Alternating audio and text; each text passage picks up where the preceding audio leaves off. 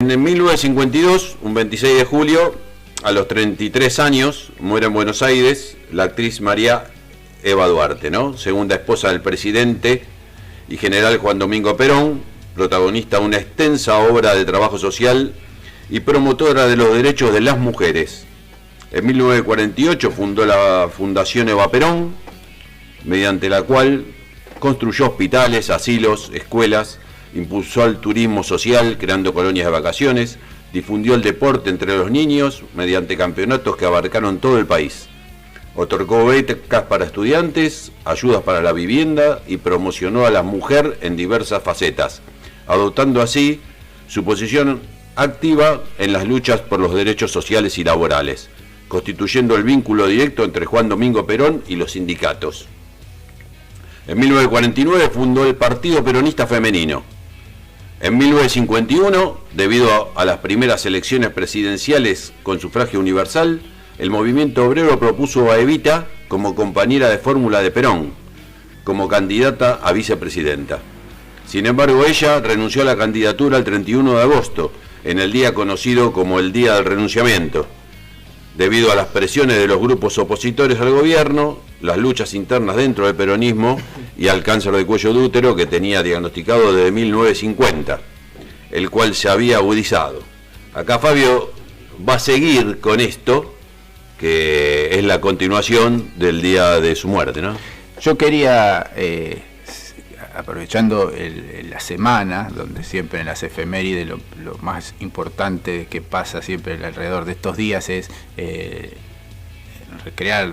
revivir el tema de la muerte de Evita y de lo que significó en la historia argentina.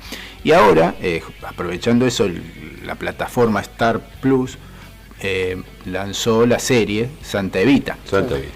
Una serie de ficción que está basada en el libro de Tomás Eloy Martínez que se llama Santa Evita. También. Lo leí hace poquito. Es un libro, la obra máxima de Tomás Eloy también, Martínez. Que tiene la novela Perón. La novela de Perón. La novela de Perón.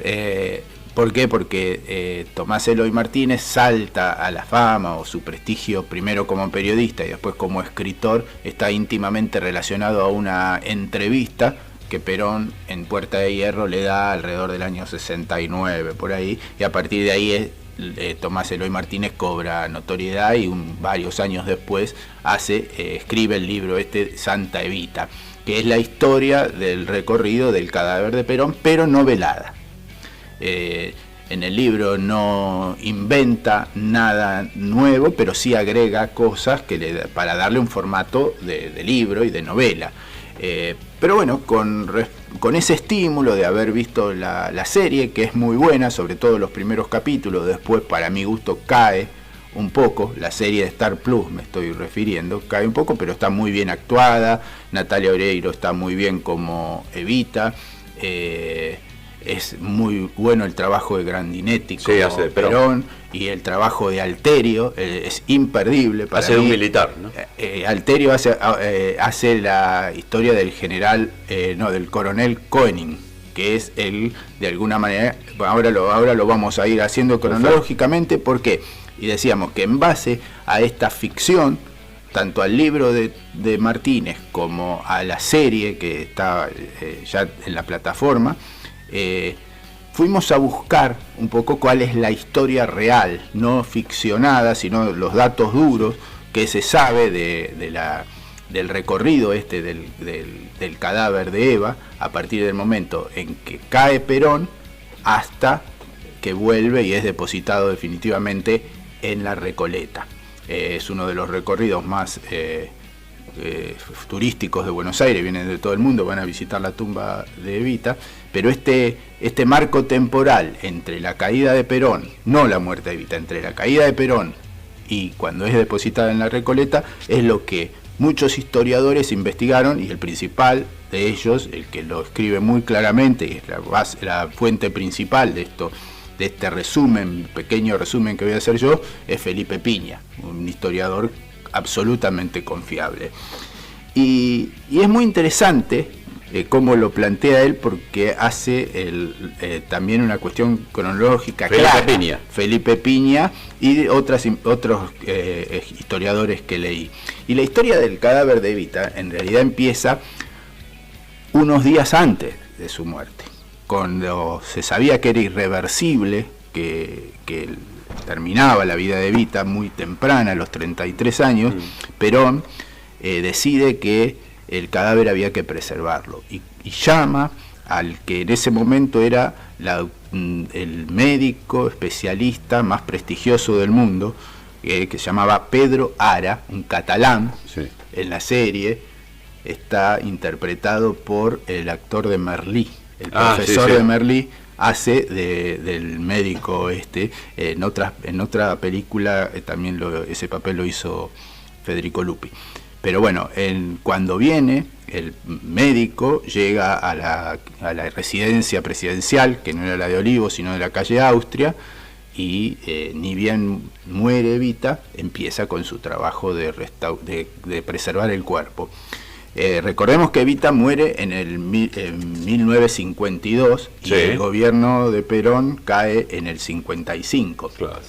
Todos esos 3 años estuvo trabajando el doctor Ara en el cuerpo de Eva y lo hizo en la CGT de la calle Azopardo. Le habían destinado un lugar en la CGT y el doctor Ara empezó a trabajar en ese cuerpo, hizo una obra maestra, según lo que declararon todos. Bueno, pero pasa la revolución, la llamada revolución libertadora, bueno, todo el tema de los bombardeos de Plaza de Mayo. Después cae definitivamente el gobierno de Perón. Perón sale exiliado, se va primero a la Cañonera, después se va a Paraguay, pero todo eso muy urgente. El cadáver de Eva queda en la CGT. Sí.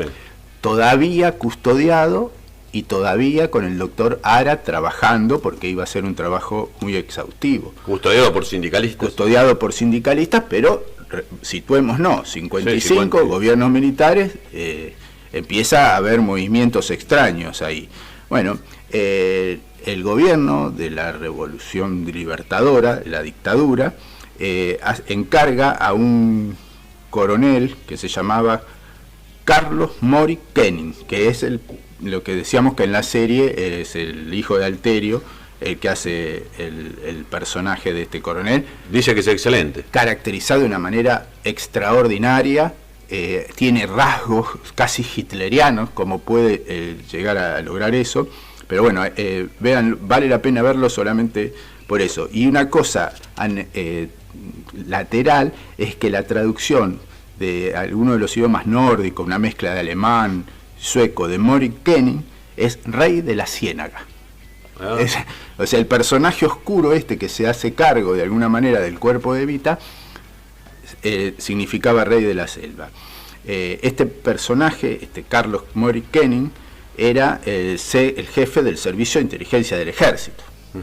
Y y se lleva el cadáver de Evita, se lo sacan al doctor Pedro Ara y se lo llevan de la CGT en un operativo encubierto, donde del ejército viene la orden de bajar la custodia de la puerta, y en una operación oscura se llevan el cadáver de Evita.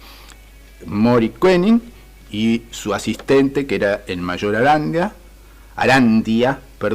y se lo llevan en un furgón de florería. En un furgón de florería, y empieza a dar vueltas por la ciudad, no tienen dónde ponerlo, se lo llevan, porque aparte de todo eso había como una cuestión mística. Los militares estos tenían como un temor a una condena divina del cielo, de que los iba a castigar si profanaban el cadáver. Bueno, dice que siguió hasta López Rega y... Bueno, en el libro de Eloy Martínez, en un momento cuando frenan, es una parte del libro, ¿no?, que supongo que debe ser ficción, cuando frenan el camión, bajan a hacer una cosa y quedó el cadáver en el camión. Cuando vuelven al camión había velas depositadas. Esas velas... Nadie sabe de dónde, no sabían nunca. Las velas depositadas es una licencia poética que se toma Eloy Martínez en la novela, pero que responde a un hecho real.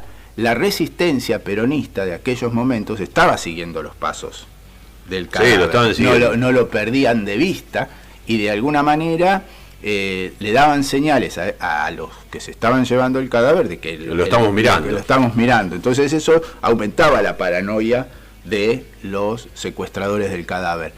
Con un hecho dramático en el medio, y esto es absolutamente real, está en la ficción también, pero es absolutamente real, que este asistente de este personaje oscuro llamado Carlos Morricone en un momento se lleva el cadáver a la casa. Sí, sí, sí. Se lleva el cadáver a la casa, en un momento escucha unos ruidos, teme que sea la resistencia peronista que va a robarle a él el cadáver, y descarga un cargador completo de su pistola reglamentaria en estas sombras que iban a robar el cadáver.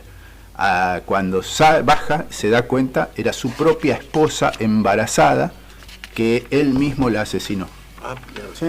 Él pensando que era la novela alguien, de Eloy está también, sí. está en la novela, pero es un hecho que está totalmente documentado, hubo procesos judiciales al respecto y todo. Morricone, el asistente Arandia, mata a su esposa pensando que eran ladrones que venían a... Yo la serie no la vi, pero leí el libro, yo dije hace poco, ya hace bastante que lo leí. Todavía vivía en Font Rouge cuando leí el libro. Pero me acuerdo perfectamente lo bien que llevaba en la narración Eloy Martínez el tema de la psicosis de los personajes. Sí, sí. Cómo se iban volviendo locos con el cadáver de Eva. Se iban Pero cada ese vez es enloqueciendo real. cada vez más. Uno se pregunta por qué esa psicosis, aparte de la... Y esa es la cuestión, tensión que mantiene él durante todo el libro. pero ¿por Muy qué bien. esa psicosis real que venía y que Tomás Eloy Martínez lo refleja también? ¿Por qué esa psicosis? Porque en un momento hay una frase donde dice, pero ustedes le tienen miedo a una muerta. No, nosotros tenemos miedo de lo que representa esa muerta y de cómo se puede llegar a reunir el pueblo peronista alrededor del cadáver de Eva, y ese sí iba a ser para ellos el fin de este emprendimiento, digamos, entre comillas, de la dictadura. Bueno, entonces estábamos con este hecho dramático que pasó, eso determina que Aramburu, que en ese momento era el presidente, decida poner a otra persona, que era el coronel Cabanillas, para darle una solución final, fíjense la palabra, una solución final, y darle cristiana sepultura al cadáver de Eva.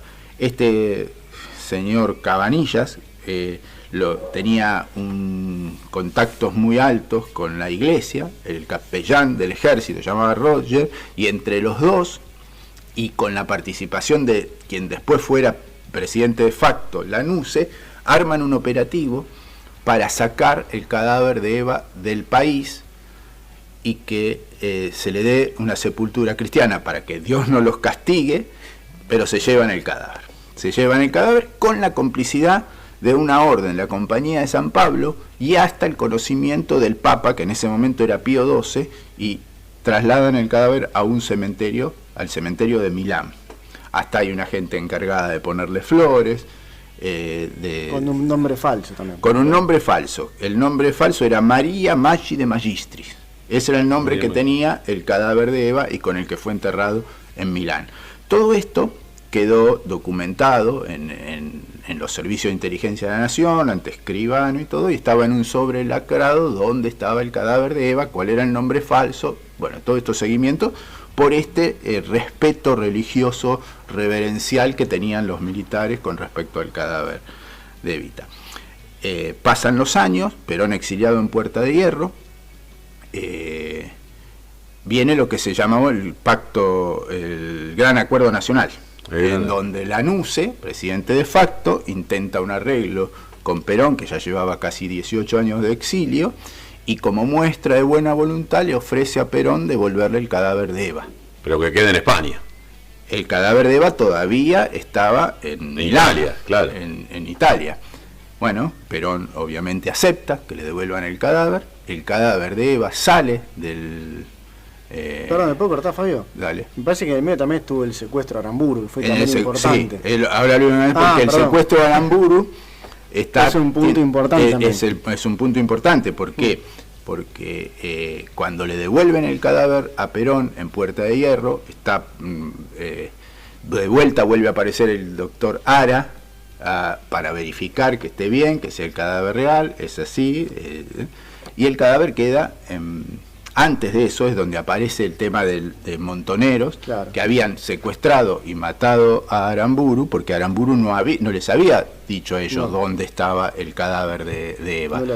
Después del asesinato de Aramburu, por parte del ajusticiamiento de Aramburu por parte de Montoneros, viene la otra etapa, que es intentar canjear el cadáver de Aramburu, al que Montoneros secuestra el cadáver, e intentan canjear el cadáver de Aramburu por el de Eva. Después, bueno, le devuelven el cadáver a Perón. Yo creo que este intento de canje tenía que ver con por qué Lanús se ofrece el cadáver. Vuelve el cadáver de Eva a Puerta de Hierro.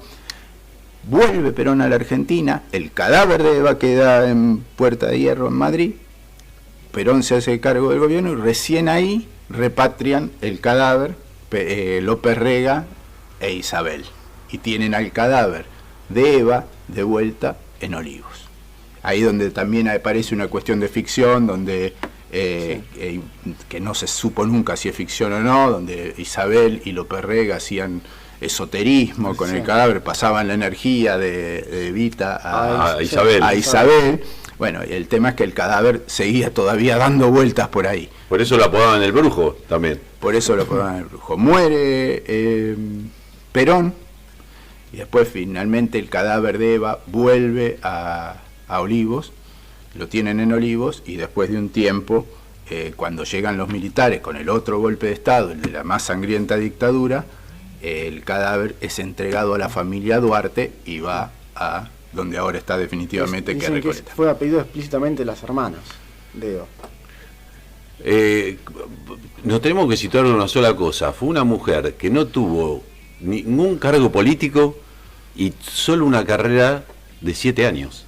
Es una cosa casi increíble que haya pasado todo esto. Sí, hay 2 o 3 cosas que son, para mí, aparte del muestrario de época que tiene que ver con los logros para las mujeres que obtuvo Eva, tenemos que ver que, como uno es el voto femenino. Fue el voto femenino fundamentalmente, y tiene que ver con que a los 33 años murió, y había conocido a Perón a los 26. A los 26. Así yo creo también que, como decía Feynman, José Pablo, en el libro Peronismo, está en el tomo 1, el tomo 2, en el tomo 1, todo el resumen de Evita está en el libro de ella, Mi Mensaje, que es un libro muy cortito, no sé si llega a 200 páginas, también lo hace poco.